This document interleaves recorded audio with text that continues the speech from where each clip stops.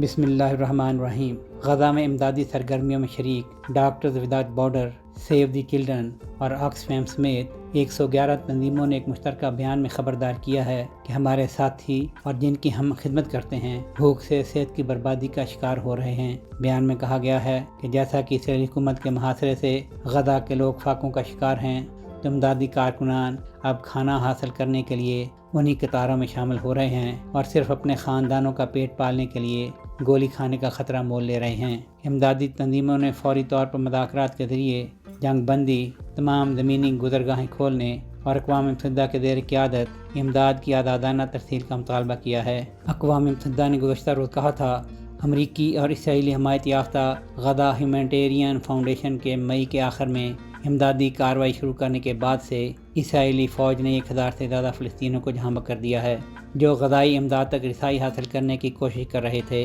اقوام متحدہ کے سیکرٹری جنرل انتونیو گوتریس کا کہنا ہے کہ غزہ میں فلسطینی عوام اسرائیلی فوجی مظالم کی جو ہیبت برداشت کر رہے ہیں، اس کی حالیہ تاریخ میں مثال نہیں ملتی۔ اپنے بیان میں انسانی ہمدردی کی تنظیموں نے کہا ہے کہ غزہ کے بالکل باہر اور علاقے کے اندر موجود سامان سے بھرے گوداموں کو ہاتھ بھی نہیں لگایا جا سکتا، کیونکہ ان تک رسائی اور تقسیم مسدود ہے۔ امداد اور جنگ بندی کے منتظر فلسطینی امید اور دل شکنی کے بھنور میں پھنسے ہوئے ہیں، مگر حالات صرف خراب ہو رہے ہیں۔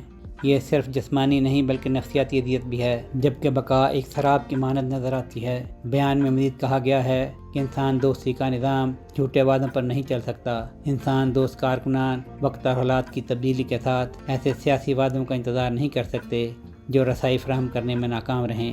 امدادی تنظیموں نے فوری کارروائی کا مطالبہ کرتے ہوئے خبردار کیا ہے کہ قلیل مقدار میں کھانا اور علامتی اشارے بے عملی کی تصویر پیش کرتے ہیں، جبکہ غزہ میں موت کا کھیل عروج پر ہے۔ سہیل شہریار، پاک ترک نیوز۔